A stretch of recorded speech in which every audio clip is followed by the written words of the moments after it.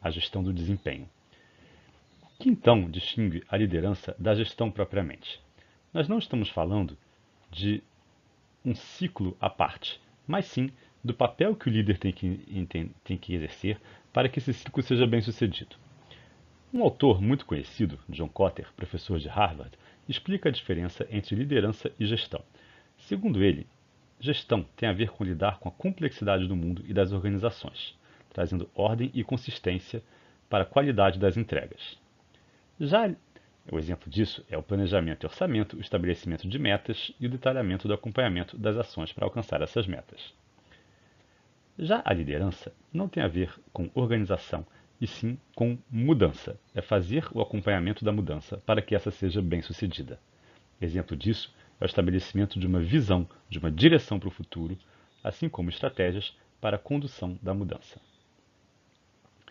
O mesmo autor evoca alguns equívocos comuns na condução da mudança que podem levar ao insucesso, como a permissividade à complacência, a ausência de uma coalizão de lideranças para a mudança, subestimar o poder da visão, quer dizer, não adianta eu rodar um ciclo de resultados se ele não é norteado por uma visão poderosa, não comunicar corretamente essa visão, e aí não ter um entendimento claro de onde se quer chegar, permitir que obstáculos bloqueiem o alcance dessa visão, não criar objetivos de curto prazo, para que a gente possa tornar concreto o sucesso, declarar vitória antes do tempo ou negligenciar a sedimentação das mudanças na cultura da organização ou da escola. Contra esses equívocos, o autor faz algumas recomendações: estabelecer um senso de urgência, examinar permanente o contexto para discutir crises, riscos e oportunidades, criar uma coalizão de lideranças em prol da mudança, através de um grupo empoderado para isso, desenvolver uma visão poderosa e uma estratégia para direcionar e alcançar a mudança, comunicar permanentemente a visão da mudança, com repetição e exemplo, permitir ações de longo alcance, tirando barreiras do time para que ele possa alcançar os resultados, encorajar a tomada de risco, nós falamos um pouquinho disso também na primeira aula, e gerar resultados de curto prazo, reconhecê-los e recompensá-los, consolidar os ganhos para continuar a mudança e ancorar as novas práticas na cultura. Um autor, Robert Bain, que fala do acompanhamento dentro do ciclo da gestão de resultados e que nós abordamos também na primeira aula, fala do papel também essencial da liderança ao rodar esse ciclo. É a liderança que é a guardiã do propósito da gestão para resultados. É ela que detém a teoria da mudança, ou seja, que propõe as ações enxergando a causalidade entre essas ações e o objetivo a ser alcançado, considerando para isso a especificidade do contexto. É ele que garante a coesão das ações dentro de uma pluralidade, pois não existe uma ação que vai permitir alcançar o resultado, é o conjunto de ações e sua coerência que vai permitir esse alcance. E por fim, a liderança é um multiplicador de liderança. Ela garante que esse exercício de liderança é feito em todos os níveis de acompanhamento. Mas de que liderança nós estamos falando? Um outro autor também muito conhecido, que é o Jim Collins, discípulo de Peter Drucker, fala de liderança de nível 5. O que quer dizer isso? Muitos líderes são figuras carismáticas e levam suas escolas ou suas organizações ao sucesso com base nesse carisma, pois elas agregam muita gente. Porém, a liderança carismática não é a mais duradoura, nem a mais sólida. Para além disso, a liderança sedimentada em práticas essenciais, institucionalizada e compartilhada com outras pessoas dentro da escola é aquela que tem mais chances de durar ao longo do tempo e produzir resultados de excelência. Vamos entender agora qual é o papel da liderança no mundo permeado pela complexidade. Como a gente viu na aula 1, o mundo atual não é um mundo de problemas simples, é um mundo de problemas complexos. A liderança também vai ter que se adaptar a esse contexto. A diferença entre a liderança tradicional e a liderança adaptativa, ou seja, capaz de se adaptar a um mundo em constante mudança, é também assim como a diferença entre o problema simples e o problema complexo, o mundo simples e o mundo de uma realidade complexa. A liderança adaptativa se torna, portanto, necessária quando nossas crenças profundas são desafiadas e quando os valores têm que ser adaptados constantemente para fazer face aos desafios. Vamos entender um pouco a diferença do exercício da liderança em uma situação rotineira e em uma situação adaptativa. Primeiro, no que diz respeito a mostrar a direção. Uma liderança tradicional define o problema e provê as soluções para alcançar o problema. Já uma liderança adaptativa identifica o desafio e enquadra as questões-chave, direcionando o time para a solução de problemas, mas de forma autônoma.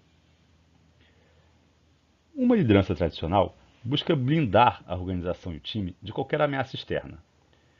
Já uma liderança adaptativa deixa o time sentir a pressão do mundo externo em um nível que ela pode suportar.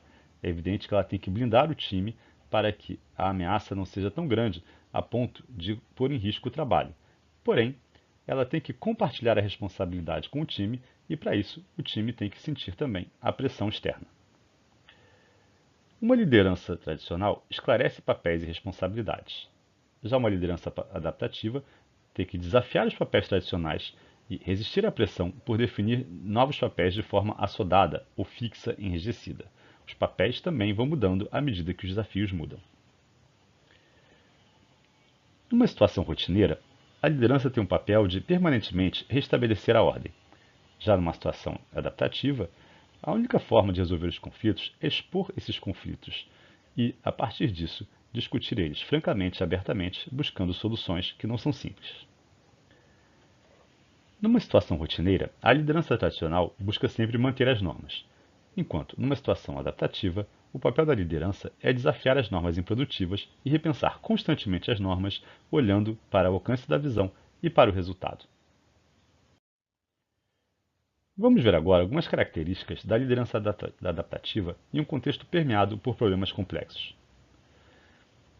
A liderança tem o que a gente chama a visão de camarote, ou seja, ela varia constantemente o ponto de visão entre o campo de ação e o conjunto do cenário. Ela deve ser capaz de ir no detalhe das ações para fazer o desenvolvimento do grupo, auxiliar o grupo nessas ações e, ao mesmo tempo, nunca perder de vista o conjunto.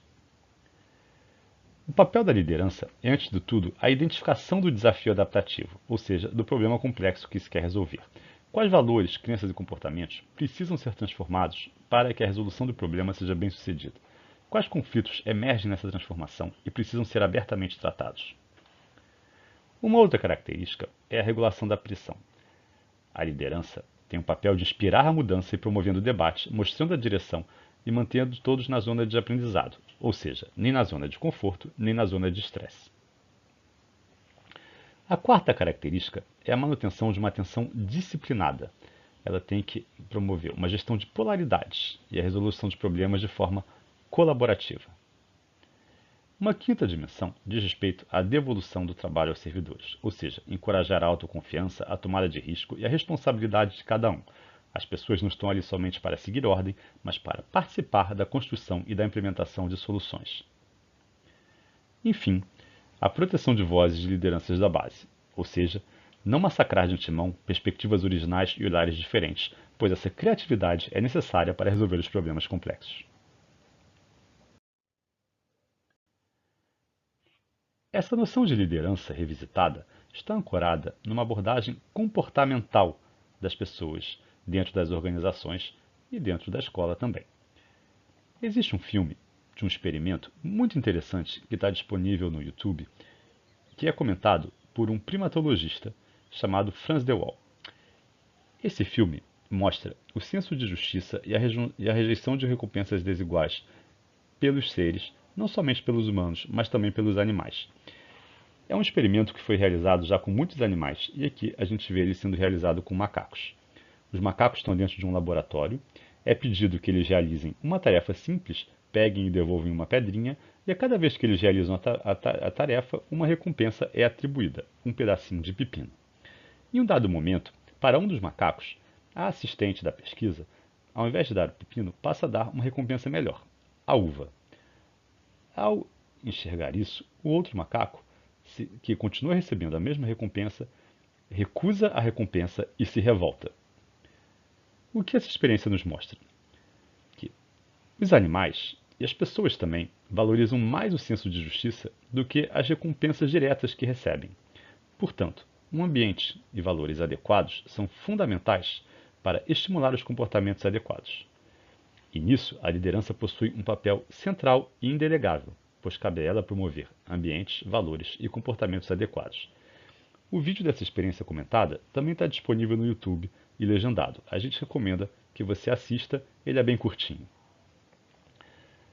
A abordagem comportamental desafia, portanto, a abordagem tradicional e busca suscitar os melhores comportamentos através de ambientes, valores e práticas que possam estimular esses comportamentos.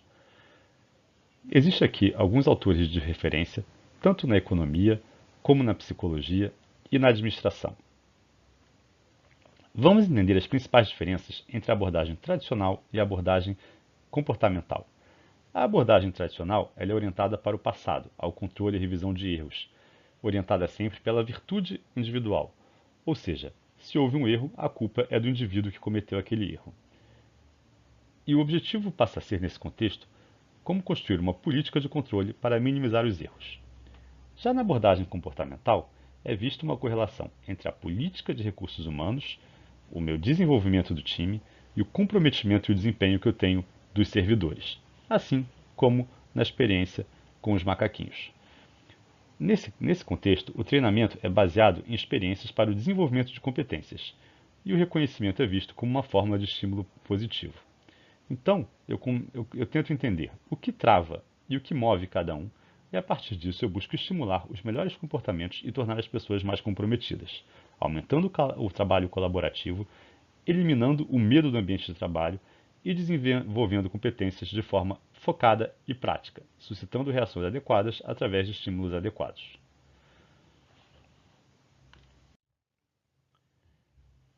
Nesse contexto, o líder deixa de ser uma autoridade tradicional e passa a ser um coach ou guia, com o principal objetivo de desenvolver o time. Para isso, ele tem que identificar diferentes atitudes dos membros do time e adaptar a sua atuação a cada um dessas atitudes. Aqui alguns exemplos de atitude. Eu tenho aí verdadeiros empreendedores públicos, ou seja, pessoas movidas pela transformação, pela entrega de resultados no serviço público e na escola. Eu tenho o que chamamos de empreendedores de carreira, que são aquelas pessoas que também são capazes de entrega de resultados, mas que têm dificuldade de trabalhar com o time. São movidos mais por objetivos individualistas, pessoais, de carreira. Temos pessoas que são comprometidas, mas que com o passar dos anos perderam o brilho nos olhos, porque elas passaram por muitas experiências traumáticas, onde o ímpeto de entregar resultado foi frustrado pelo contexto. Temos grupos que estão aí seguindo o movimento sem muita proatividade, ou pior, que acharam que por estar no serviço público ganharam na loteria a prestação. E temos pessoas que são detratores, ou seja, agem abertamente contra a mudança que queremos promover e os resultados que queremos entregar. Como o líder vai lidar com cada um desses perfis? Primeiro, é preciso que ele entenda o que move e o que trava cada pessoa. Por exemplo, no caso dos empreendedores públicos, o que move é a oportunidade de promover o impacto social e de contribuir para o desempenho e o desenvolvimento dos outros. Porém, ele pode ser travado pelo medo de não conseguir, pelo medo de achar que não é possível transformar o serviço público e a educação pública, ou pelo medo de ver essa experiência frustrada pelo contexto. Na outra ponta, por exemplo, os detratores são movidos pela vontade de interromper a iniciativa, seja por motivo ideológico, técnico, político, e precisam descobrir a melhor forma de atacar e derrubar a iniciativa. O que trava eles é o sentimento de que essa iniciativa vai piorar o trabalho, dar destaque para alguém que não gosta ou outro motivo. Vamos ver, por exemplo, o caso também dos comprometidos que perderam um brilho nos olhos. Essas pessoas são comprometidas com o trabalho, mas viram ao longo do tempo que transformar o serviço público e a educação pública é importante, mas muito desgastante. E compraram algumas brigas, mas foram mal sucedidos nisso. Essa lembrança de traumas passados tende a travá-los. Qual atitude eu vou ter em relação a essas atitudes do time? Para cada atitude, eu preciso adotar uma abordagem específica. No caso, por exemplo, de empreendedores públicos, eu tenho que trazer esses profissionais para a cocriação do projeto, empoderá-los, dar a eles protagonismo na mudança. Ao mesmo tempo, cuidar para que eles não se frustrem nessa empreitada, para que eles desenvolvam resiliência e possam lidar também com insucessos parciais que podem acontecer ao longo do caminho. No caso de empreendedores de carreira, eu também devo fazer isso, mas chamando eles para mais perto do grupo, tentando imbuí-los dos valores da educação pública e da minha escola. No caso de pessoas comprometidas, mas que perderam o brilho nos olhos, elas precisam passar por experiências positivas que devolva essa crença da possibilidade de uma mudança bem-sucedida. Como eu faço isso? Certamente eu vou precisar estar mais próximo dessas pessoas, ajudá-las concretamente nas suas entregas, de forma a garantir que eu tenha entregas bem-sucedidas e assim, pouco a pouco, ir devolvendo a confiança e a crença de que é possível melhorar os resultados. No caso de pessoas que não estão muito comprometidas, estão apenas, como a gente fala, seguindo a manada, ou que pensam que ganharam na loteria a prestação, aí, através da transparência de resultados das reuniões, eu posso também incentivá-las a acompanhar o time e ajudar a promover a mudança. Eu também posso simplificar o esforço para favorecer a adesão delas ao projeto. E no caso de detratores, eu tenho que trazer à tona realmente o que motiva aquela detração de forma a desconstruí-la e também eu preciso, evidentemente, minimizar danos, influências e consequências. Assim como no filme Invictus, nesse contexto, o papel do líder é transformado profundamente.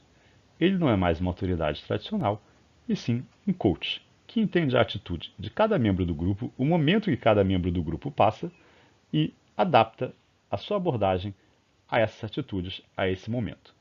Nós não estamos falando aqui, evidentemente, de perfis estanques, mas de atitudes de pessoas que vão evoluindo ao longo do tempo. Vamos refletir agora mais detidamente em como eu posso colocar a liderança e o desenvolvimento do time a serviço dos resultados da escola.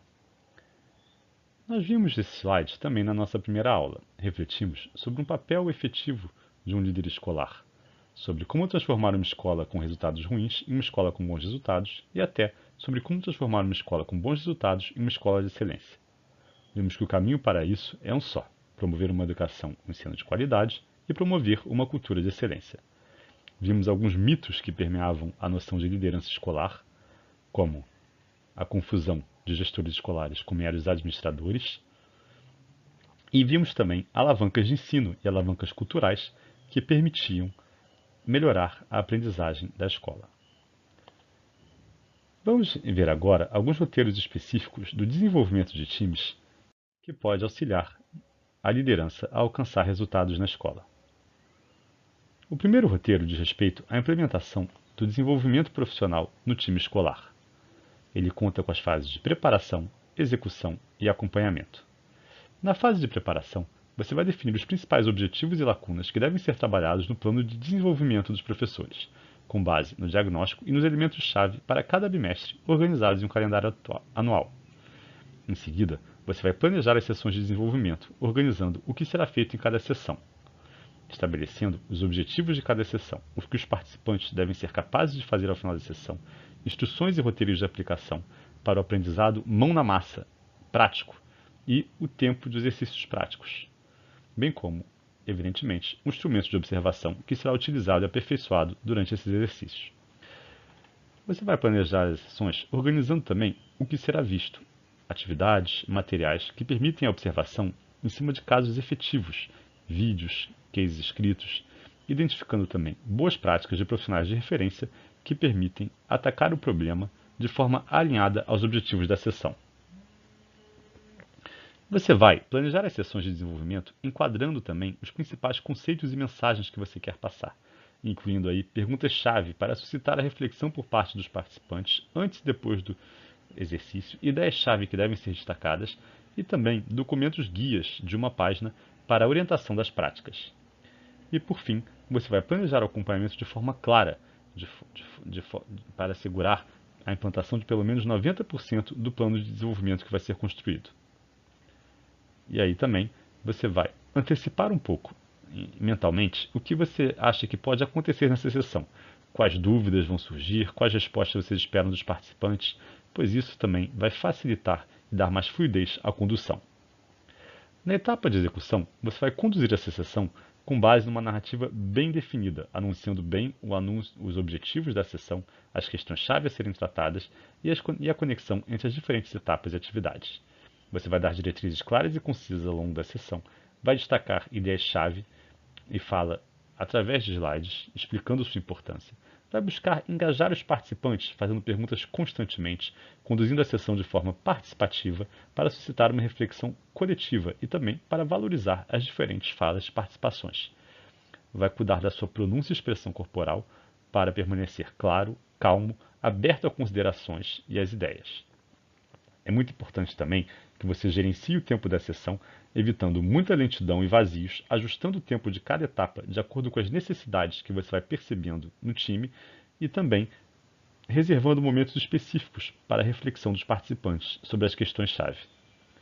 Por fim, você deve ser um guia e um facilitador para manter a sessão nos trilhos. Quando você perceber que alguma colocação ou resposta se distancia do tema ou está muito equivocada, você tem como recentrar fazendo novas perguntas, pedindo opiniões de mais membros do time ou também remetendo as questões a momentos apropriados de discussão.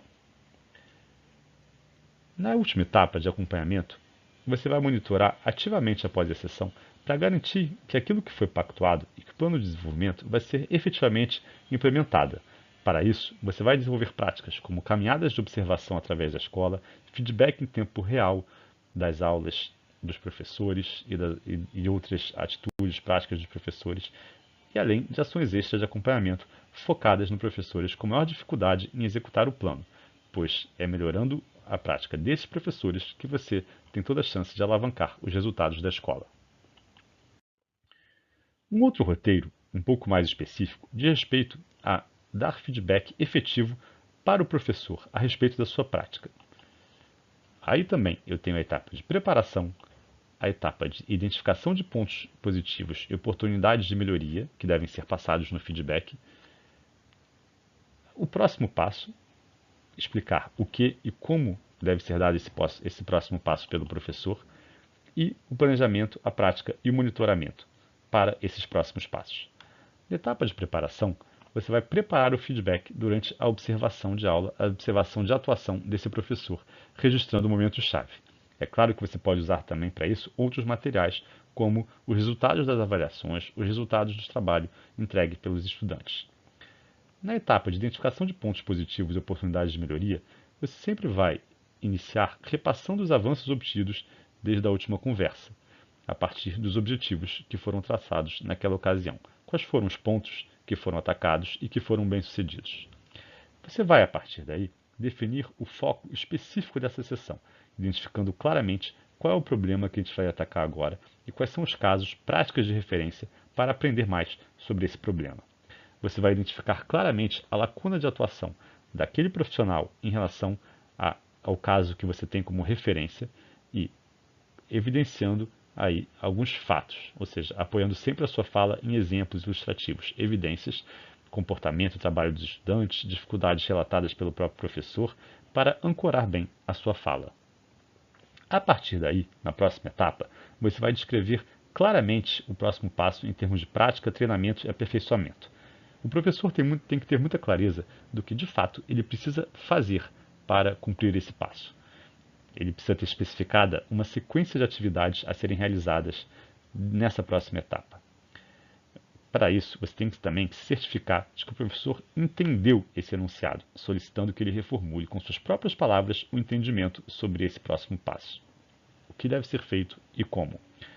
Por fim, você vai pedir que o professor integre os comportamentos pactuados no seu planejamento de ensino, instigando a revisão constante desse planejamento com maior detalhamento e, nos casos em que o professor apresentar mais dificuldades, ajudando ele diretamente na construção desse plano de aula, a partir de modelos e práticas bem-sucedidas. Você vai praticar simulando situações reais para facilitar, tornar mais real a visualização dessa prática, simulando, portanto, interações com estudantes e adicionando progressivamente elementos de complexidade a essa simulação. Por exemplo, partindo de uma situação com um estudante com mais facilidade de compreensão e a partir daí vendo como aquela situação se desdobraria no caso de um estudante com mais dificuldade de compreensão. Por fim, você vai pactuar o acompanhamento, incluindo a próxima sessão de observação de aula e também para a finalização das construções pactuadas, planos materiais e para a próxima conversa de acompanhamento, ou seja, com a sequência aí de encontros, conversas e observações bem definidas. Agora vamos falar um pouquinho mais do feedback como prática em geral entre a liderança e os seus liderados. Para além dos feedbacks específicos focados em melhoria do ensino-aprendizagem, que são conversa assertiva com cada professor, o feedback é uma prática de desenvolvimento orientada para todos os membros do time. Podemos dizer até que ela é a principal prática, a principal ferramenta de desenvolvimento dos membros do time a ser conduzida pela liderança. Existem alguns pontos fundamentais para que o feedback seja bem sucedido. Primeiro, essa é uma conversa reservada, assertiva, somente entre a liderança e o liderado. Ao contrário da discussão de resultados de problemas da escola, que deve ser discutida abertamente, envolvendo todos os membros do time, aqui a gente está falando do indivíduo especificamente, e por isso deve ser uma conversa reservada. Você tem então que preparar um local adequado e reservado para isso. Em segundo lugar, você tem que verificar no momento da conversa se o seu interlocutor está bem. Se ele estiver num momento ruim, enfrentando um problema sério, não é um momento bom para essa conversa e ela deve ser adiada. Em seguida, você deve demonstrar respeito e atenção ao longo da sessão, evitando usar o celular, evitando interromper a sessão com outras tarefas. Essa é uma grande oportunidade de demonstrar respeito pelo seu interlocutor. Você também não deve criar suspense. Dê o trailer da conversa, a principal mensagem, logo no início. Ao longo da conversa, você apenas vai desdobrar e detalhar esses pontos. Você deve começar com um exercício de escuta, pedindo um feedback. O que você pode fazer para ajudar o outro a melhorar nas suas entregas? Que atitudes você faz que você deve continuar? Que atitudes você deve parar? E que atitudes você deve passar a ter? Comece elogiando, destaque pontos fortes e em seguida somente as oportunidades de melhoria. Sempre ancore a sua fala em fatos e evidências, exemplos concretos, de forma a que o liderado possa visualizar claramente o que ele tem que mudar ou continuar a fazer. Certifique-se sempre do entendimento do outro, pedindo que ele reformule com a sua própria linguagem aquilo que foi dito. Por fim, firme compromissos de mudança e auxilie no planejamento de ações de desenvolvimento. As ações de desenvolvimento e os prazos têm, portanto, que estar bem especificados e devem ser acompanhados. Para terminar a aula de hoje, a gente gostaria de olhar agora para dentro do próprio líder. Toda essa condução do time só é possível se o líder também souber olhar para dentro e tiver inteligência emocional para conseguir fazer a sua autogestão. Nessa perspectiva, o que define um bom líder é também a inteligência emocional e a capacidade de autogestão. Algumas competências traduzem isso concretamente. Primeiro, o autoconhecimento. O líder deve ser capaz de reconhecer e entender o seu estado de espírito, suas emoções e suas iniciativas e o efeito das suas atitudes no outro. Isso é demonstrado pela autoconfiança, pelo autoconhecimento realista, ou seja, pela autocrítica e por vezes até pela capacidade de rir de si mesmo. Uma outra competência fundamental que denota a autogestão e a inteligência emocional é o autocontrole. O líder deve ser capaz de controlar ou redirecionar os seus impulsos nocivos e o seu estado de espírito, para evitar prejudicar o trabalho do time. Ele também deve evitar julgamentos precipitados, pensando sempre antes de agir. A confiabilidade e a integridade, a tranquilidade diante de situações ambíguas ou a abertura para mudanças demonstram essa competência concretamente.